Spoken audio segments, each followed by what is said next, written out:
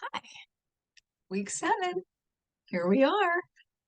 Today's topic is facing conflict. And then also, we will be diving into what is called the consent section. And the consent section, all of these readings come from your textbook. They are also available online. Each one of them can be typed into the internet and pulled up off of the various news sites where they were originally published. But like I said, they are in the textbook, and the PowerPoint will contain those page numbers. And when we get to them, I will point you in the right direction. Prior to that, though, we have a bit of lecture, if you will, about facing conflict. And so let's go ahead and do the share screen and get this up and running.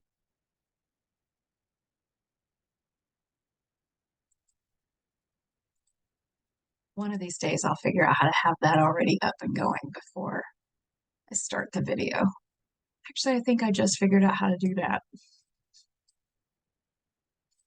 I can pause the recording until I have it exactly where I want it, and I just realized that. But that's fine, right? It's fine. You guys don't mind. It's all good. So here we are, day 8, facing conflict. We will also have in this section what constitutes consent, affirmative consent, and Me Too. So let's dive in. Is anyone else here allergic to conflict? I have been most of my entire life allergic to conflict. Avoid, avoid, avoid at all costs. Not so much anymore. Some things have drastically changed in my life in the last few years, and so this is not as much of an issue as it once was. And I'm really grateful for that, because when you come to a place where you are living in honesty, life becomes a lot simpler and easier to navigate. So I will say that. So we have a little bit of information that we're going to take a look at today. We are talking overarching umbrella here with this course is all about argument. And if you are going to effectively participate in true argument, you cannot be allergic to conflict. Not if you're going to be truly effective in argument as it is truly defined, a back and forth exchange of ideas, because sometimes conflict is going to occur when we have opposing ideas or opposing perspectives. How do we manage conflict? All right, so that's what we're going to take a look at first.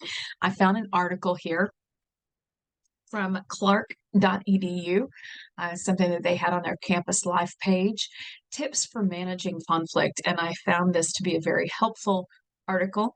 And so I have just pulled off their major tips and put them into the PowerPoint presentation. But again, this is all from clark.edu.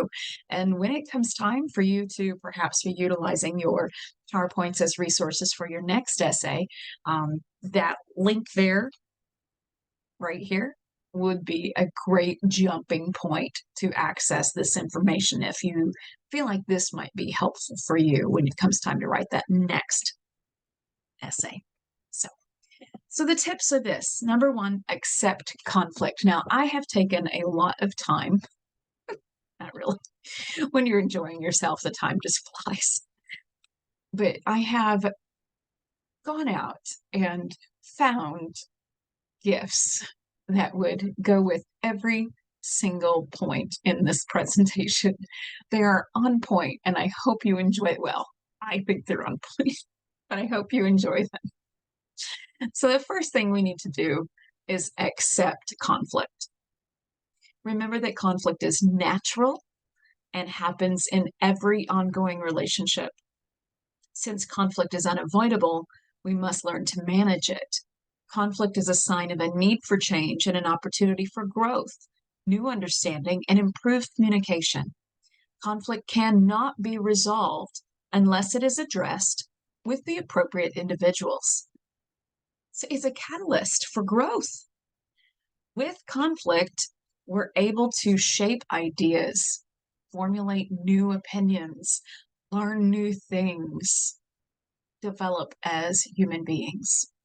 Conflict is essential for our growth. If we run from conflict, we don't experience that type of growth in our lives where we mature.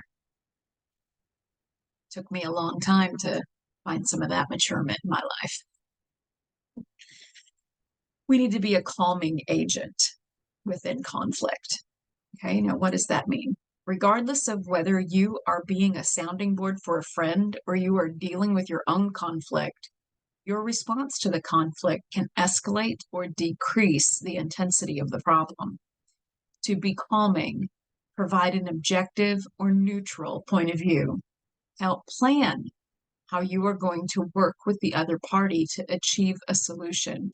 We need to remain calm inside of conflict situations. Be the calming agent. Be the one who can de-escalate the situation. We also need to listen actively. I think this is a key. This is an absolute key to effectively navigating conflict, is learning to listen. In our society, we just talk. We're the talkers. We over talk. Sit back and listen to people fight. They're over talking. They're talking over each other constantly. There is zero listening occurring. And this is why some of us run from conflict. We have wrong definitions and wrong behaviors and attitudes towards what true conflict is and what true argument can be. So listen actively. Work through how you feel, what the specific problem is, and what the impact is having on you as you're listening. Use I-based statements to help you do this. I feel, when you, because, I would like. These are counseling techniques. I remember being taught these years ago and thinking, can't do that. Yes, we can. So while we're thinking or while we're listening, we want to reflect on what the individual is saying, but we also want to reflect back to them how we're feeling about what they're saying. When it is our appropriate time to speak, we want to listen. Let the other person have their time to talk. Consider what they're saying. Don't necessarily be planning ahead what the next thing to come out of your mouth is going to be, but actually listen and then respond. Now, I feel good when you speak calmly and clearly to me because it has not intensified the situation and I do not feel under attack. I would like to continue in our conversation in this manner. Now, what you said was, and then echo back to them what they've said. Analyze the conflict. This will help clarify the specific problem.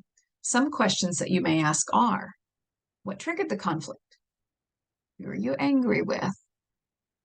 What are you not getting that you want? That's a big one.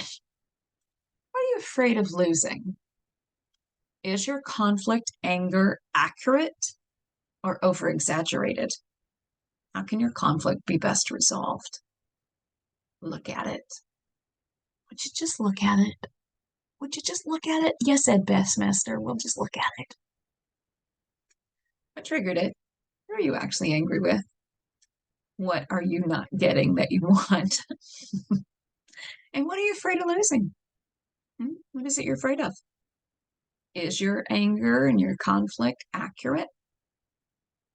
Is it over-exaggerated? How can it best be resolved? Well, it's going to best be resolved without strong emotion attached to it. We need to be calm. We need to model neutral language. When people are in conflict, they use inflammatory language such as profanity, name-calling, and exaggerations that can escalate the conflict. Restate inflammatory language in a more objective way to help make the information less emotionally laden and more useful for future discussions. So we need to model neutral language. Don't be on the attack. And if someone is attacking you, don't respond back with the same language.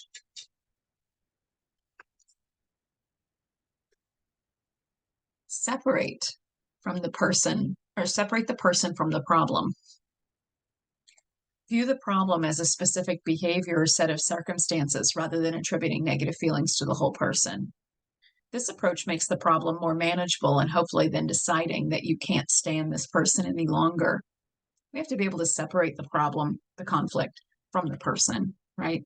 So don't just because you're upset at the situation then cause that to mean that you don't like this person anymore. We need to always be looking at the whys behind situations and recognize that just because a person has an opinion doesn't mean there's everything that's all that there is to that person. So we need to be able to use that discernment. Use that word again. Work together. This requires that each person stop placing blame and take ownership of the problem. Make a commitment to work together and listen to each other solve the conflict. So we need to work together. We need to be back and forth, listening. Stop placing blame, but actually share ideas, consider perspectives, and talk through these things. Agree to disagree. We have to be mature enough to agree to disagree. Each person has a unique point of view and rarely agrees on every detail. Being right is not what is important. When managing conflict, seeking the truth can trap you rather than set you free. For example, consider the different testimony of witnesses that all see the same car accident. Truth is relative to that person's point of view. I found it very interesting. Several years ago, I was watching a special on the killing of Abraham Lincoln in Ford's Theater. And I don't remember now what the number was, but they did, after the shooting took place, all of the people in the auditorium, they took witness testimony from all of them. And what's so fascinating from this historical research is that not any two witnesses gave the same story. So they had to lay out all of the stories and look for commonalities between them in order to draw a true depiction of what actually occurred that evening. And that is the way truth is. It's relative to the perspective of the person. That takes us back to that discernment conversation again. Who is good? Who is bad? Each person has a unique point of view, and we rarely agree on every detail. Being right is not what's important. That's not the end goal. The end goal is not to win. And maybe it is for you, but then perhaps maybe you should examine yourself. The goal should be growth. The goal should be working together with others, considering new ideas, and pushing on into our futures. So we need to understand that truth can often be relative to the perspective of the person. And so just because something is your truth does not mean it is truth to that other individual. We need to focus on the future. In conflict, we tend to remember every single thing that ever bothered us about that person. People in conflict need to vent about the past, but they often dwell on the past. Often the best way to take ownership of the problem is to recognize that regardless of the past, you need to create a plan to address the present conflict and those that may arise in the future. Let the past go.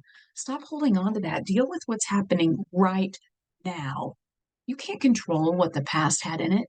You can control today, right now, and what's coming in the future. So focus on that.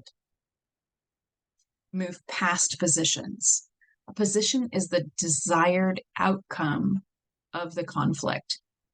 Often the position is, I need a new roommate, or this person's impossible to live with. Positions are not negotiable and result in an impasse. To resolve conflict, each person has to move past positions. So you might have a pretty staunch feeling on something, but in order to best resolve conflict, sometimes it's easiest just to go ahead and move on past that. Try to find the best solution. What is the best possible outcome here? Share your interests. To solve an interpersonal conflict, all parties must talk about their interests or the whys behind their positions. That why is so important, and I know that it keeps coming up this semester, right? It just keeps coming up. It keeps creeping in here. We have to know the why. They must share their true interests and work together to find a solution that satisfies those interests. Common interests for students are to sleep, study, entertain, and relax in a comfortable atmosphere.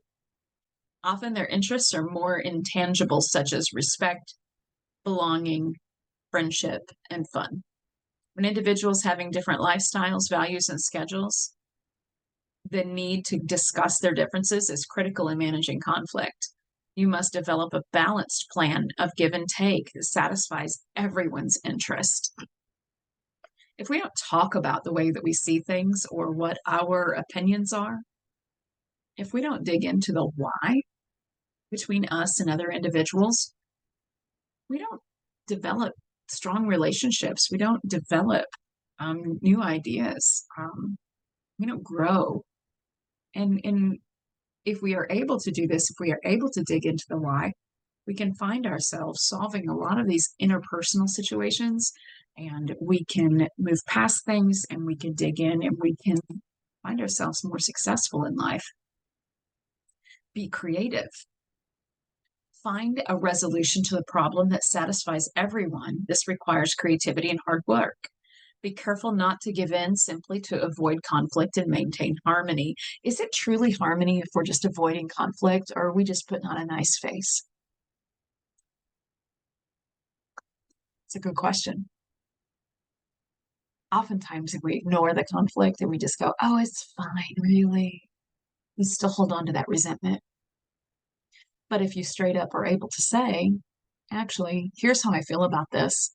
It does bother me when, and you're able to talk about it in an adult way where we talk about the whys, then that thing can be dealt with, let go, and we move on. Honesty is a good policy. I know that's a cliche. Honesty is the best policy, but it's the truth. It's absolutely the truth. Agreements reached too early usually do not last. Generate silly options to begin thinking outside the box of original positions. Be specific. When problem solving, be very specific. For example, if you're using a roommate agreement to facilitate the discussion, make sure that everyone fully understands each point that is written down. Clarify ambiguous terms that each person may interpret differently. When we are speaking to other individuals or we are writing a paper, we need to be specific with our details so that there is as little misunderstanding as possible. Specifics. Maintain confidentiality. Encourage others who are in conflict to deal directly with the person they are in conflict with. Avoiding the conflict and venting to others tends to escalate the conflict and fuel the rumor mill. If rumors are already part of the conflict, encourage them to work out a plan to put an end to the gossip. Do your part to quell rumors. Don't participate in the gossip. Don't participate if it's not your conflict. It's not for you to be in. Walk away from it. Okay? And don't go blabbing about it to everybody either. You don't want people blabbing about you. So that's pretty simple one, I think. So those are some tips for managing conflict. Thank you, clark.edu. Now, I found on entrepreneur.com 10 benefits of conflict. And so, again, here's a link that if you find these helpful, you might want to refer back to in the future. So here we go with 10 benefits of conflict. Are you allergic to conflict? Conflict is avoided by most because it creates an intense amount of uncertainty, discomfort, and anxiety. Conflict activates our fight or flight self-protection mechanism, causing many of us to feel clammy and adrenalized. Some of us start shaking, voices tend to raise, and more often than not, things are said out of reaction, which are not meant. Feelings get hurt, and at times relationships are destroyed. It is no wonder many of us want to avoid conflict at all costs, or we're allergic to conflict. However, the most innovative solutions often arise out of conflict. The workplace is a dynamic environment, always in need of growth, change, solutions, transitions, and upgrading. Conflict will be a regular part of our everyday work life. The more we expose ourselves to conflict, the better we become at handling it, and the more successful we become as business people. So again, I remind you that everything that we do in this class, especially concerning this idea of argument and how best to participate in and walk through true argument, a back and forth exchange of ideas, is often conflict. This has to do with your work life, your success in life, not just your ability to complete this Comp 2 course. Good stuff. So here are their tips or their ideas about how it benefits you. Number one, conflict can open your eyes to new ideas. As thoughts are expressed back and forth, we allow someone else to fine-tune the truth we are communicating as our perspective becomes further shaped against theirs. Conflict is incredibly useful as a creative fine-tuning instrument for our own ideas. In hearing another person's perception, it helps to mold and clarify our own, either making us more clear and committed to our original position, or the conflict will open our eyes to new perspectives on our ideas. Conflict is an effective vehicle for the generation of new solutions, gaining trust, and developing deeper agreements, all of which are great for networking, bonding, and establishing successful communications. So we open our eyes to new ideas as a result of effective conflict management. That's wonderful. Number two, it gives us an opportunity to verbalize our needs. Most people do not get what they want because they do not want to say what they want. Conflict provides an opportunity to verbalize our needs to get them met. Who we are and what we stand for in the workplace largely determines our levels of success. If the wake behind our boat is too big, no one else has room to get by. And if it is too small, we get run over. There is a balance we must forge where we can take a stand on issues without being too aggressive and also without being a complete pushover. Conflict, confrontation, and or speaking up makes us more resilient and less fearful when asking for what is needed. So conflict gives us an opportunity to verbalize our needs. If we're not willing to advocate for ourselves and stand up for ourselves, then we never get what we need or get what we want. We never get our ideas listened to. Number three, conflict teaches us flexibility. If we are in conflict, we are not only going to have others adjusting to us and our perspectives, but we will also be adjusting to others and their perspectives. Humility and openness are two admirable qualities to come from conflict. We have to discipline ourselves to not always have to be right. If we need to be right, we make another wrong, and we come to be viewed as disagreeable, controlling, fragile, and egotistical, none of which are qualities of a good leader. They are the makings of a spoiled brat. They are a person without discernment. Our additions and subtractions must be made to any new ideas in business in an effort to make it the best it can be. Each contract we have with customers and or our team will always be born from the conflict natural to any successful negotiation. The more open and flexible we can be, the better the reputation we develop for being fair and intelligent. We have to be willing to adjust and let others adjust to us. Humility and openness are admirable qualities that come from conflict. We have to discipline ourselves to what? Not always be right. If we need to be right and make others wrong, something's amiss. All right. Number four, conflict teaches us to listen. The key to any successful conflict resolution is the ability to listen. Most are so focused on litigation, they have zero ability to listen. Their only desire is to win. Successful relationships and or negotiations cannot be forged with defensive, dominating people. If you're dealing with someone who is dominating the conversation, forcing their ideas, probably best just to walk away. I don't know if that's avoiding conflict so much as it is being wise. If they are willing to listen to you, then by all means, share ideas. Let the conflict happen, but conflict in a true argument sense. We have to keep in mind, though, both parties need to be willing to be listeners. Successful relationships and or negotiations, I read that part, cannot be forged with defensive and dominating people. Listening takes patience and the discipline to control our impulses to speak. It takes being able to put ourselves and our thoughts to the side so that we can fully take another perspective in.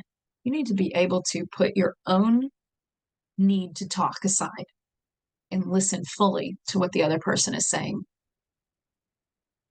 If you really believe what you believe, it's still going to be there in 5 minutes when the other person's done. Let it sit. Stop trying to interrupt. To truly listen to someone, listening must be active, not passive. When we listen, we thrive among the elite in the business world. Listening gives us access to the information we need to make smart and lucrative decisions. You need to be willing and humble enough to not try to be the only right one in the room. Number 5, conflict teaches us patterns of behavior. As we engage in conflict, we learn about how others work, their style of communication, and their points of view. Knowing patterns helps us to be more effective in our relationships as they provide some level of predictability. Predictability is effective when strategizing in negotiations. When we listen, we get to know how other people think, and we gain insight in how they operate. This knowledge helps us define and work within their patterns, allowing us to respect limits and predict where and when we can push without being offensive and still get the deal done. Knowing patterns makes us more prepared and confident when dealing with any type of uncertainty or disagreement. Ooh, this is awesome. This goes along with nonverbal communication, which we're going to talk about in a few weeks.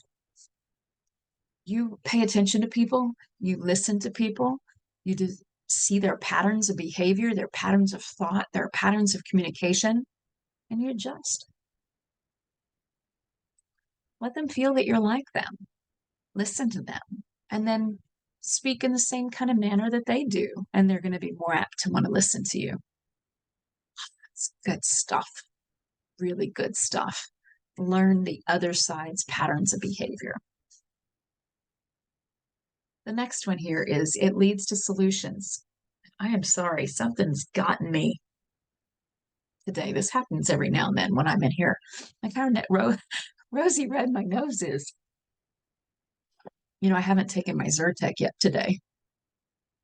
That's probably what this is. I feel it right here too. Like I've got like TMI probably, but I got a little going on my nose. Zyrtec, here I come. But in the meantime, conflict leads to solutions.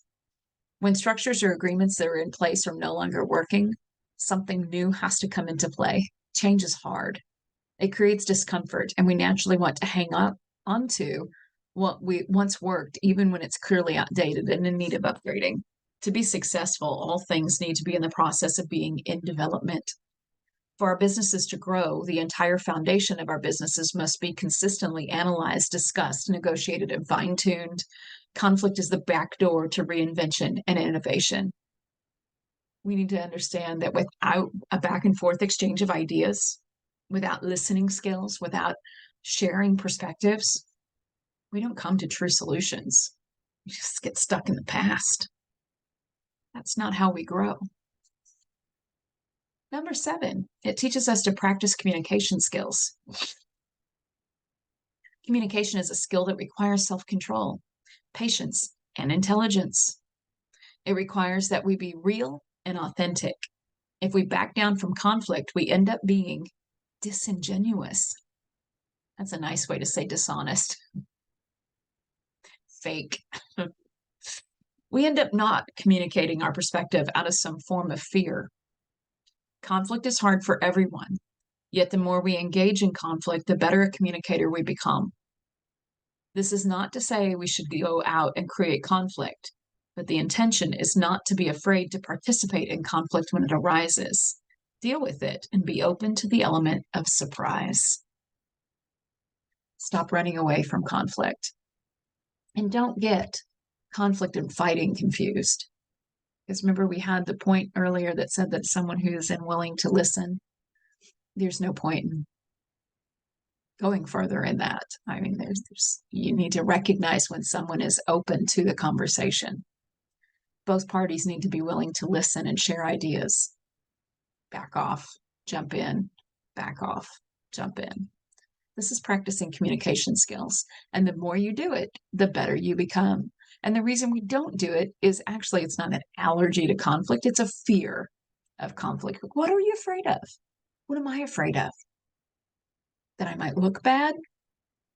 So the question really then is, why am I worried about looking bad? And that takes us into a whole rabbit hole of what's going on inside of you and your own self, the conversation that you're having with yourself.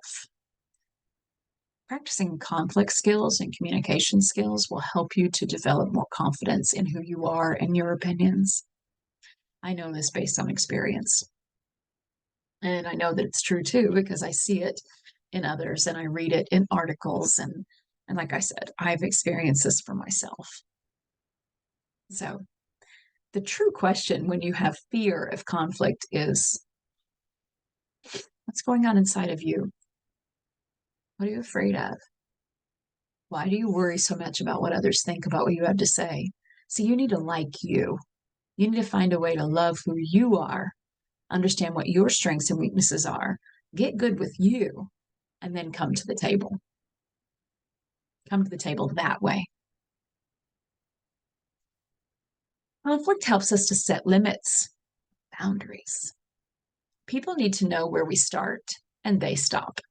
Conflict is the perfect place to set limits and make new agreements that fall in line with the respect and integrity of all involved.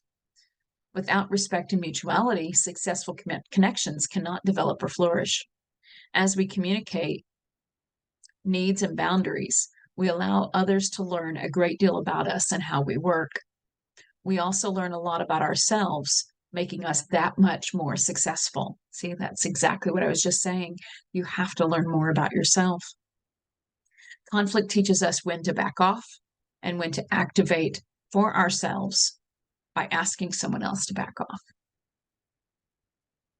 Boundaries. Ooh, that was scary for me for a really long time, to actually speak up and say what my thoughts were, my needs were, what my boundaries were. But I've learned. And it's a really nice thing now, because now I don't have to sit back and worry about, oh, what did they think of what I said? Because I'm not afraid of that anymore. Now I'm willing to say, this doesn't work for me. And once I've said my piece, I feel good. You can walk on, right? That's successful managing conflict. 9, practice. It helps us to practice emotional control. This is huge.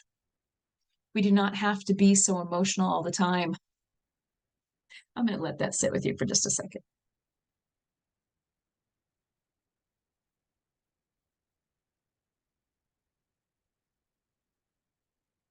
Some of us are ruled by emotion. I used to be. I'm being honest. I am perfectly happy to be honest with you about who I am. I've learned to be so. I used to be definitely ruled by my emotions, and I've had to learn how to reel that in and to control them. If we want to be taken seriously, we must approach conflict seriously. We must learn to remain calm and to use the least amount of words to get our point across, all the while remaining firm and flexible when setting our way. Perseverance and self-control are the keys to successful conflict resolution. When we are in control of ourselves, people can better relate to us, count on us, and trust our intentions. We have got to learn to control our emotions. Don't let them creep into negotiations. Don't let them creep into conversations where conflict is being discussed. Don't show anger. Push that away. Why are you angry? See, that's a question to ask yourself. Why am I angry right now? Because I'm not getting my way? Is that helpful? No, it's not helpful. So we deal with that emotion. We name it. We claim it. We claim it in the sense that we're going to tell it, go away. You're not helpful here. Are you fearful? Why are you fearful? That's the question to dig into. What's going on inside of you? Why is this happening? Push that emotion away. You don't go here. You're not welcome. Let those emotions go. You focus on the here and the now and the conversation that needs to occur. So we practice emotional control. Conflict allows us to differentiate ourselves. We can learn a great deal about who we are through the differences we have with other people. This is called differentiation. Differentiation is our capacity to tell our truth and perspective as clearly as we see it, all the while remaining engaged with those who believe differently from us. You know, some of my dearest friends from life and I have different political backgrounds and feelings, different religious perspectives, but we love each other and we are friends because we know how to participate in conflict. It is possible that you can get along with people who have different perspectives than you. It's a choice, and it's your capacity to dig into why. Why do you believe what you believe? Why do they believe what they believe? So that's the whole point of this class. Conflict provides us the opportunity to put a true representation of ourselves out into the world. Speaking the truth about ourselves in the midst of disagreement is the foundation of emotional health and successful communication. When we speak the truth about who we are and what we believe, everyone in the conversation will absorb and respond to our information. This allows others to adjust. These adjustments are the successes to come from conflict. The ultimate goal of conflict is resolution. Successful resolution means good resolution for all involved, not just one, not just you. It's not about winning. It's about compromise. It's about best solution, best outcomes for all. It's good stuff. Conflict is essential. And Chuck Wendig said in that article way back, or maybe I didn't share that with you guys. I don't think we actually shared that. I think that's a Comp One thing. It's a novel writing thing too. But Chuck Wendig, the author, he writes a lot of conflict into his books. He says this. He says, conflict is the food that feeds the reader. We like conflict. I think we define conflict wrong sometimes, though. Right? We tend to think of conflict as fight. No. Conflict truly is argument. It's a back and forth exchange of ideas and information. And depending on how we choose to handle it is what makes us good communicators. Now, Chuck Wendig is saying, as an author, write conflict into all your stories because it's like when people are driving on a highway, they're going to stop and look at the accident. Because that's how we are as people. We're drawn to what's out of the norm, what's conflict. We're not always comfortable participating in it, but we can become so. Ronald Reagan said, peace is not the absence of conflict. It is the ability to handle conflict by peaceful means. Absolutely. Be willing to be honest about who you are, what you want, what you need, and be willing to listen to who other people are and what they want and what they need, and to look for best solutions. William James said, whenever you're in conflict with someone, there's one factor that can make the difference between damaging your relationship and deepening it. That factor is attitude. That's that control your emotions part. So that leads to the consent section, because there's a lot of conflict in talking about sex and consent. Partly because some of us don't want to come to the table and have that conversation. Some of us think that we know everything about the topic, and so we want to control the conversation. Regardless of how you approach the topic, it is a conflictual topic, sex. So I am putting this disclaimer. The disclaimer really more works for in-person class, because you as individuals in the online course, you're going to be going through this on your own. But I do still want to go through this and read this just so you kind of have an idea where we're headed. The topic for today's class is sensitive, but important to discuss. I've tossed it back and forth and I say we go for it. It is in the textbook and it is current. Also, I've had some encounters in my life that would not have occurred had someone dared to discuss these topics with me, and therefore I feel it is a must. One story is fiction, two are nonfiction. All are centered on varying aspects of sex, consent, rape culture, and the Me Too movement. So, for an in-person class, I would say this: if you're uncomfortable with the content, please feel free to not participate in the class discussion for that week. Again, for you, for the purposes of the online course, this is not relational. So we move on. You want to practice some rhetorical strategies before you read these pieces. Listen and take notes. Locate and identify logos, pathos, and ethos. Anytime you're reading anything, be looking for logos, pathos, and ethos and mark them. Always read with a pen in your hand. Question the motive of the author. Why did they write this? Why did Kristen Roupenian write Cat Person? Why does Caitlin Ewan? Why did she write When Yes Means Yes? And why did Susanna Weiss write A Me Too has made me see anyone is capable of sexual abuse, including me? Why did these three women write these three pieces? So this is important. What is the aim? So this section in the textbook begins with this paragraph. I don't think I'm going to read this right now, but I am going to show you the rest of the PowerPoint because you're going to be going through this on your own. So the first story is Cat Person by Kristen Roupenian, and it is on page 529 in your textbook. I have included here on the PowerPoint, though, the audiobook. It is read by Kristen herself.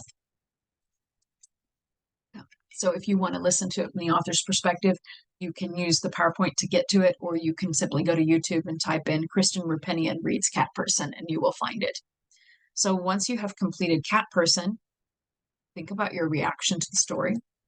And then there are some questions here in the text. These are for thought.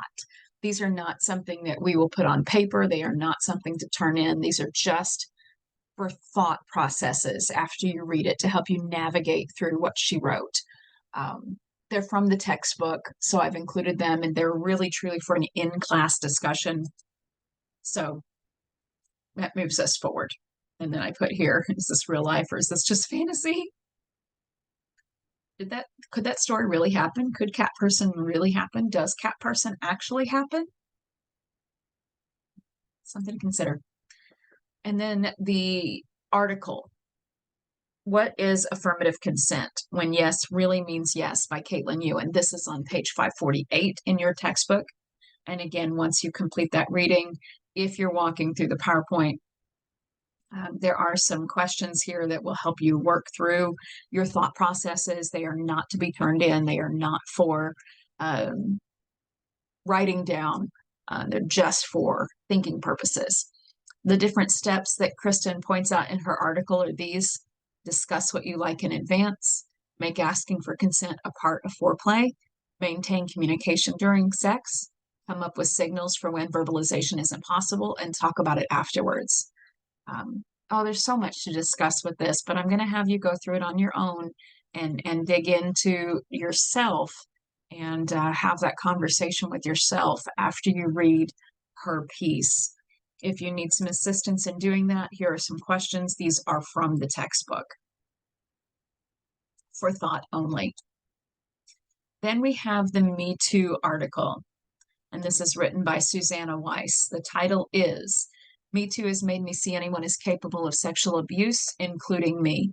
This piece begins on page 551 in our text, and here I have included the questions from the book, again, that could help you navigate through that text and consider some of the big ideas that she shares in that piece. And I don't want to say too much here because I don't want to give away anything from those pieces and those stories. This is one of those situations where I wish that we were in the classroom together so that we could have these uncomfortable conversations together. They're very healing. I promise you, it's a very healing conversation. I challenge you after you read these pieces to have maybe some of your friends read them too, so you can have some honest conversations with others where maybe you have different perspectives and you can participate in conflict and true argument and learn and grow through some of these ideas. Challenge your own beliefs, challenge some beliefs of others based off of what you read in these pieces. So don't be afraid of those situations and deal with the conflict inside of yourself. After you read these, you might have some conflict inside of yourself. And that's a healthy thing if you will actually participate in it and ask yourself those deep questions and really kind of dig into who you are and how you have behaved and what your ideas of sex have been and what should they be now. And then to be thinking as you move forward, as you're stepping into relationships, if you're with a person that you cannot discuss sex with, is that a right person to be with? Depends on what kind of outcomes you want in your life, is what I will say at this point. I'm in a position now in my current relationship, in my marriage, I'm blessed beyond belief to be in, where sex is a conversation. It's something that's discussed and relished in, loved and thoroughly enjoyed.